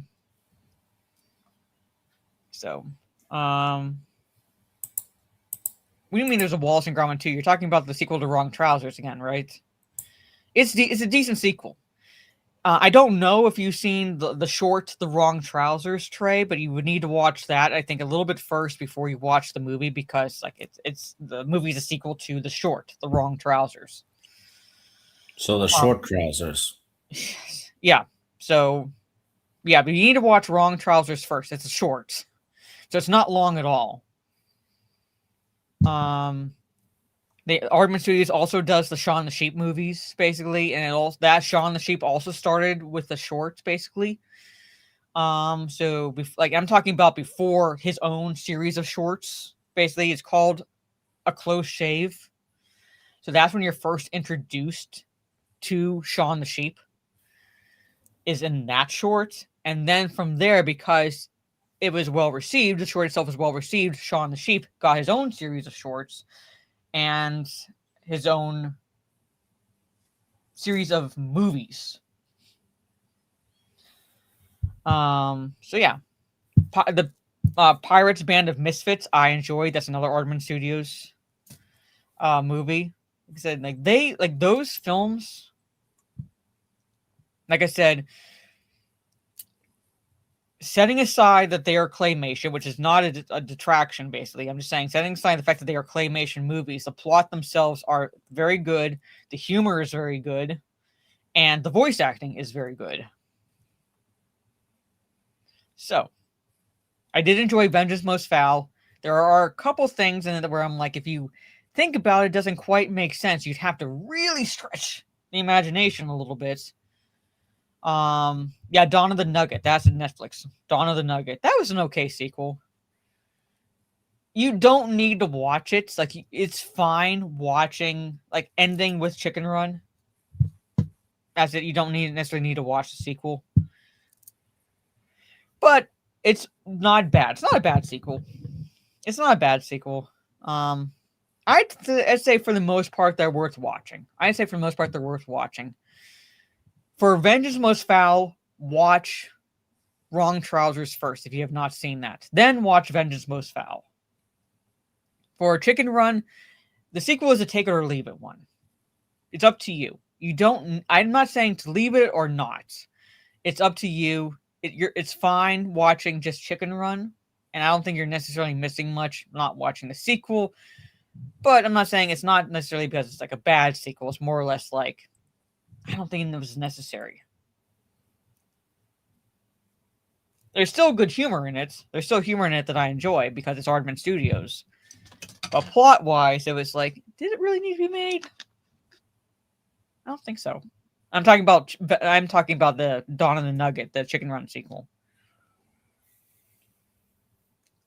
Vengeance Most Foul is on the good side. That's on the good side. It also did not necessarily need to be made, but of the two sequels, it's the better of the two, in my opinion. But I had to put Curse of the Were-Rabbit because, like I said, I love the humor, I love the story, I love the characters. So yeah, they got Mel Gibson. The two lead voice actors did not return Both of them did not return. Mel Gibson did not return. He was replaced by why am I blanking on the actor's name? He played Shazam.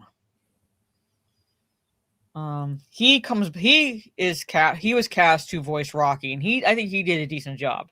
He was cast as Rocky, and different voice actors was brought in for Zachary Levi. Thank you. He was brought in to voice Rocky. He did a decent job.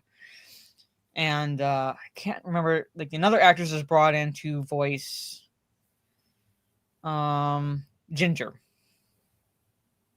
Yeah, but voice acting, he does a good job of like capturing what Mel Gibson brought to the role. Part of the problem I have with the sequel is that they kind of lean into Rocky kind of being dumb. And yes, in the first movie, Rocky wasn't exactly brilliant or anything like that, but he wasn't entirely, I don't think he was necessarily as dumb as they portrayed him in Dawn of the Nugget. Yeah, but she didn't return in the sequel. That's more or less the problem I have with the writing versus the actor doing the voice. That's more of a problem I have with the writing of the character. No, it's not Helen Bonham Carter. It's Thandie Newton. I think she's the one who voiced Ginger in the sequel. And they also changed the voice actor for Fowler. You wouldn't know it either. The actor they brought in like did a really good job also of like sounding like the original voice actor. But long-winded response aside, if you want to watch the sequel, go ahead to Chicken Run, but I don't think you need to. I would give Vengeance Most Foul a watch. And if you haven't seen it, Pirates Band of Misfits, also, if you haven't seen it, that's a good movie to watch too. Anyway, that's it. That's my number one. Wallace and Gromit, Curse of the Were-Rabbit.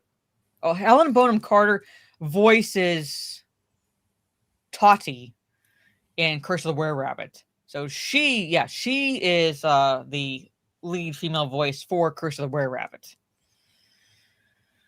But that's it. And Ralph Fiennes, I want to say, voices a character in Curse of the Were-Rabbit as well. He also did a really good job. But yeah, I want to say Ralph Fiennes did the voice of the, I guess, bad guy, for one of a better way of calling him. So, I want to say no. I don't know if the same studio, if it was Aardman Studio who did Mr. Fox or not. Fantastic Mr. Fox or not. I don't think so. I don't think so. Anyway, that is my list, ending with Wallace and Gromit and The Curse of the Were-Rabbit, which I'm going to rewatch. I've rewatched recently, and I'm going to rewatch again because, again, I love the humor, I love the illusions, and I love the story. I love Aardman Studios. They rarely have a miss, in my opinion. So, some are not as good as others, but I would not say that they're misses. So that's my list, and that is my personal list of 2005 films. And went longer than I anticipated. I'm going to need to jump off as soon as we're done to get some sleep. But anyway, Steve, let everybody know where they can find you and all that fun stuff. Well, here in a month. Yep. So basically, New Year. Yeah, or I might be on with Teresa now and again, but it's usually not planned.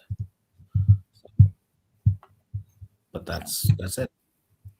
All right, and as for me, I will be back here on not tomorrow, but Friday, reading chapters 6 and 7 of the second half of Return of the King. And then once I'm done with the reading stream, that reading stream this week, we only have 2 more chapters to go in Return of the King, and we will get to a point that of a major part of the plot that was removed from Return of the King. If you know what it is, don't say anything. Don't spoil it for anyone who does not know the books that well. But something major was left out. If someone spoils that, you need to scour them. Oh yeah, I will. I'll basically, what I'll do is I'll screenshot it and I'll put it on blast on X and say that this person cannot follow instructions. Yeah. Pretty much. Yeah, so please do not spoil it for anyone because not everyone has read the books. But there's only 9 chapters in the second half of Return of the King, and we're nearly done. So by next week, by a week from tomorrow, we will be done with Lord of the Rings. Yeah. And then, like I said, I keep saying this, but I feel like once Christmas is done, it'll be easier to get back into the swing of things when it comes to gaming streams, and energy to do gaming streams. But I'll be getting back to gaming streams with Borderlands. I have other games I have on my Steam that I'll be playing and so forth. Yeah, so just don't be a dick. Don't be an asshole. Don't spoil anything for anyone who has not read the books. So, but anyway, that is it, ladies and gentlemen. On that note, I will see you all this Friday about 8 p.m. Eastern for basically chapter 6 and 7 of the second half of Return of the King. Yeah, holidays are keeping me busy. It's Christmas and Thanksgiving are just, yeah. Take care, everyone. Have a good rest of your day or evening wherever you are in the world, and I will see you all Friday evening about 8 p.m. for some more Return of the King. Good night, stay safe, and peace.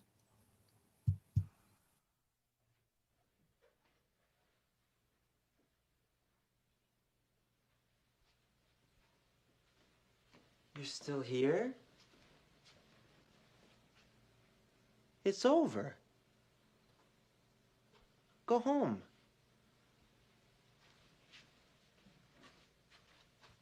Go.